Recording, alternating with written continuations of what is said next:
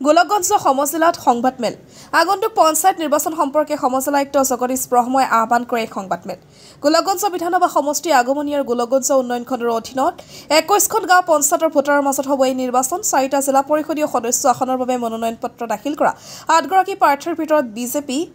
দলৰ এজন প্ৰাৰ্থী বিনা প্ৰতিদ্বন্দ্বিতাৰে বিজয়ী আনহাতে 21টা আঞ্চলিক পঞ্চায়ত সদস্য আসনৰ বাবে প্ৰতিদ্বন্দ্বিতা কৰা 47গৰাকী প্ৰাৰ্থী 3গৰাকী বিজেপি দলৰ প্ৰাৰ্থী বিনা প্ৰতিদ্বন্দ্বিতাৰে বিজয়ী সৰ্বমুঠ 1,77,323 গৰাকী ভোটাৰৰ ভিতৰত পুৰুষ 91,737 আৰু মহিলা 85,586 গৰাকী ভোটাৰে ভোটদান কৰিব সমষ্টিটোত এইবাৰ প্ৰথমৰ বাবে চিলাৰায় মহাবিদ্যালয়ত নিৰ্বাচনৰ গাণনিক কাম সম্পন্ন হ'ব বুলি সংবাদমেলত সদৰি কৰে সমজিলা আয়ুক্ত জগদীশ ব্ৰহ্মই গোলকগঞ্জৰ পৰা তপনৰা report north east frontier news নমস্কাৰ জনাইছো সবকে বিহুৰ শুভেচ্ছা জনালো আমাৰ গোলকগঞ্জ সিডিসি অফিসৰ পৰা আন্তৰিক শুভেচ্ছা জনোৱা হল সবকে আৰু আমাৰ আগন্তুক ইলেকশ্যনৰ কাৰণে আমাৰ যোনটো পঞ্চায়ত ইলেকশ্যন প্ৰথমবাৰৰ কাৰণে আমি ইয়াত সিডিসি গোলকগঞ্জে পাতিবলৈ গৈ আছো আমাৰ ইয়াত জেডপিসি 4টা আছে আৰু এপি 2টা এপি আছে আগমনী আৰু গোলকগঞ্জ এপি আৰু আমাৰ জিপি মেম্বাৰৰ কাৰণে আমাৰ 21টা জিপি আছে ইয়াৰে আমাৰ 13 জন মানে আনকণ্টেষ্টেড জিকি গ'ল ইয়াৰে জেডপিসি এজন জিকিলে কল্যাণী ৰায় সিকদাৰা বিজেপিৰ পৰা এখেতে 17 নম্বৰ আগমনী হালাপুৰাৰ পৰা জিকিলে আৰু আমাৰ এপি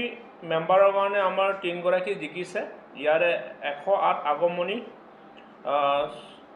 সংযুক্তা বক্সি এখেতে জিকি গ'ল আনকণ্টেষ্টেড আৰু ইয়াৰ তাৰপিছত 110 হালাপুৰাৰ পৰা জিকি গ'ল ভাৰতী বালা ৰায় এখেতে আনকণ্টেষ্টেড বিজেপিৰ পৰা জিকি গ'ল আৰু আমাৰ বিছখোৱাৰ পৰা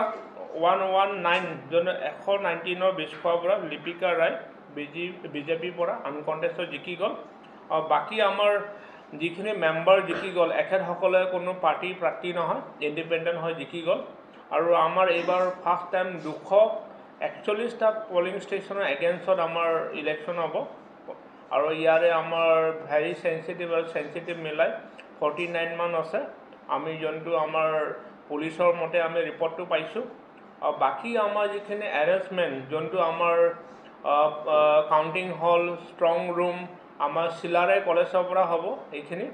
আৰু আমাৰ ছাইডৰ পৰা যিমান এৰেঞ্জমেণ্ট কৰিব লগা আছে ইলেকশ্যনৰ সেইখিনি আমি কৰি আছোঁ আগন্তুক আমাৰ ইলেকশ্যন হ'বলৈ ভোটিং হ'ব আমাৰ 7 তাৰিখত